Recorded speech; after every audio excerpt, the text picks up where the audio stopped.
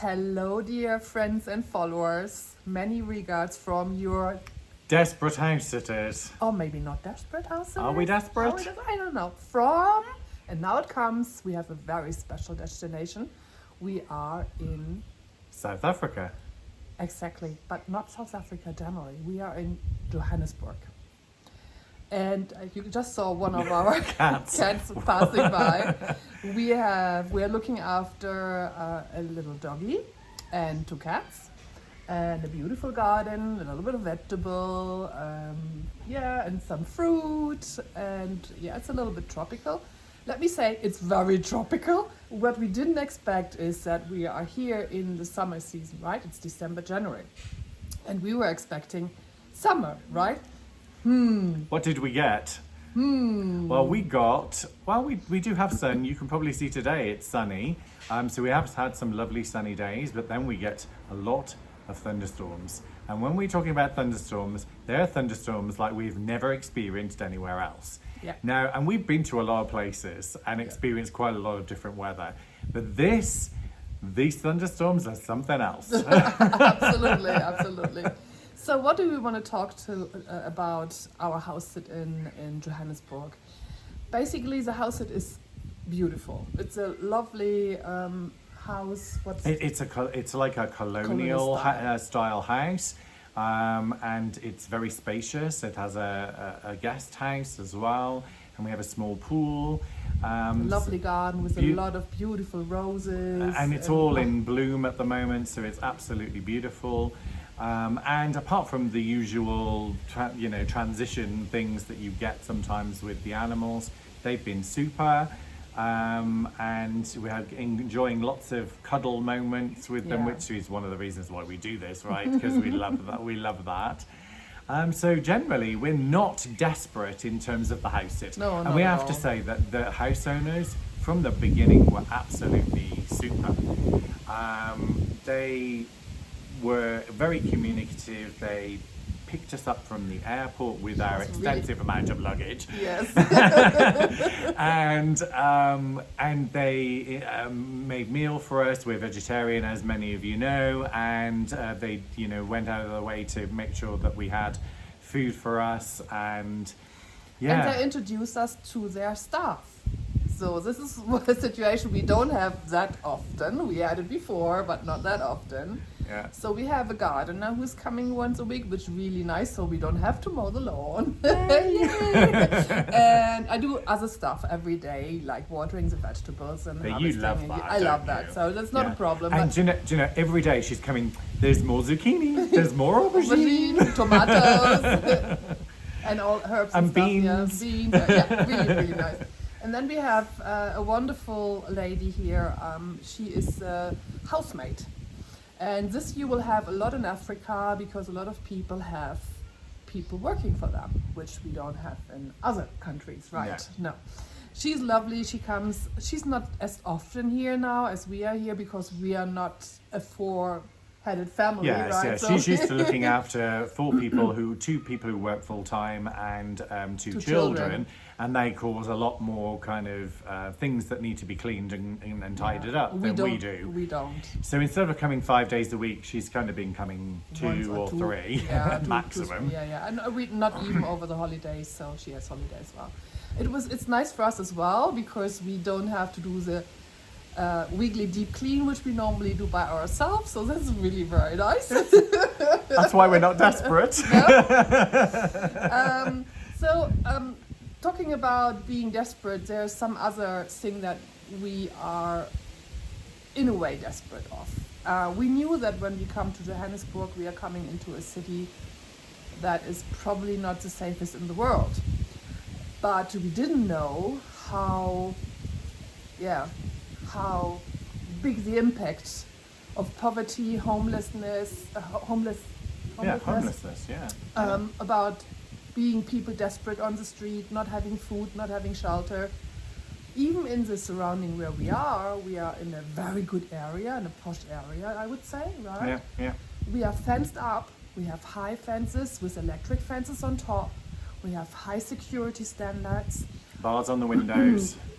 And we have security guard day and night going around, but the crime here is just, you can't describe it anymore, can you? No. I have no words for it. It's so the divide between rich and poor is huge. I mean, we know that happens in most countries across the world, but here it's so in your face.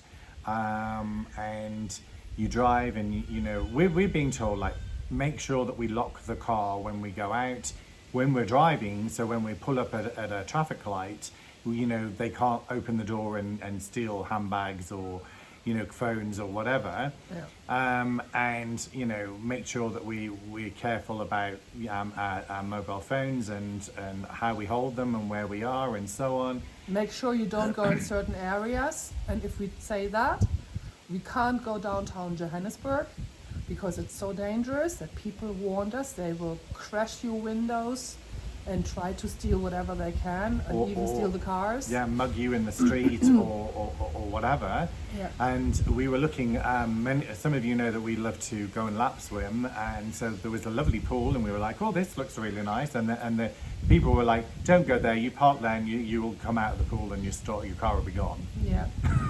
So we have to face here. I mean, we are not naive about countries, and we have been in Latin America, house sitting there, and in parts of the world that are a little bit more dangerous than, for example, North America or Canada, or Australia. But here, this is a different number because you're permanently under alarm wherever you go. Yeah. You might be safe in the supermarket, or you might be safe in a mall when you go in there. High security everywhere. Cameras everywhere. They've even got these, like, they look like kind of, you know, lampposts, and then they've got like multiple cameras around them stationed on every corner. Practically every corner. Yeah. So this is what we have to face. I mean, we are okay with it because we are not party people, but we like to explore, of course, the area. So the only thing we could do here is to go to national parks to see the big five, which we did, and we are still doing. So there's some parks around Johannesburg that are in our drive.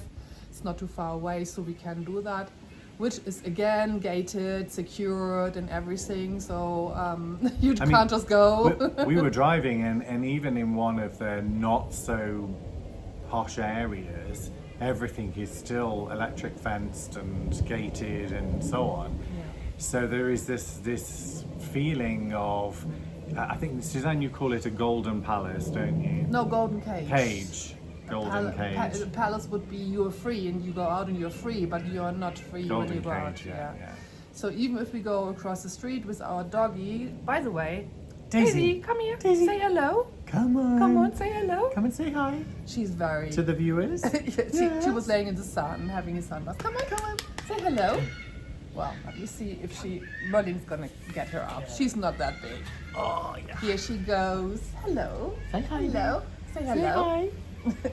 So even we go for walkies with her in the morning and the evening in the park, and we get asked every day, do you have food for me? I have no shelter. I don't know what to eat. And so there's so many people here in need. We have a church on the other side. They were giving charity food to people at Christmas. I think they had about over 100 people coming there, right? Yeah. And this is a situation here is critical, I would say. And we've spoken to some of the homeless people, and you know, they steal from each other as well.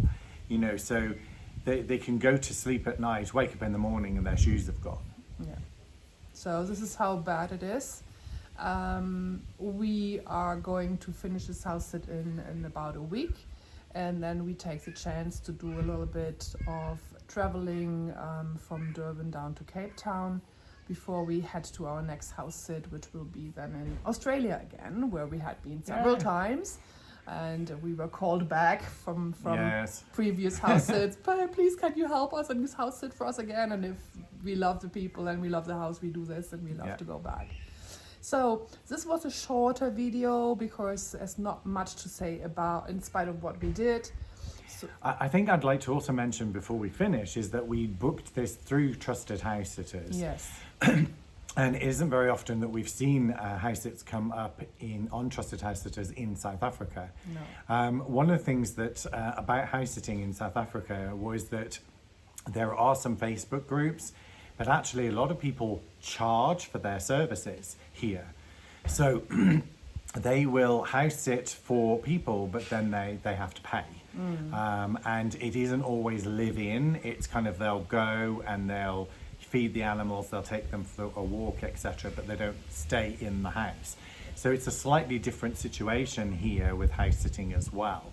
I just And on top of that, that, you won't find many house sits in South Africa because a lot of people that have animals and love their animals, they have as well housemates or people living in their houses or being with them. So they look after the animals when they go on holiday. So you won't find that many offers. If you are keen on exploring South Africa, you should probably go to Facebook groups and look for possibilities there. Our doggy is barking at something on the other side. Oh, the birds. Yes, okay. she's seen a bird. She loves birds and chases them all over the park. So if you have any questions about house sitting, especially the countries we have been in, or you want to start house sitting, or you're a house owner and you don't know what are the first things to do, you can come anytime. We help you with our experience. Yep. Together, I have 10 years experience and our last 3 years full-time experience. Together is quite a number of house sits. Yeah, we've done quite a lot. Feel free to ask us. Don't forget to put your thumb up, follow us, and talk about us to your friends and families, and maybe they can learn something from us. Have a great day. Bye.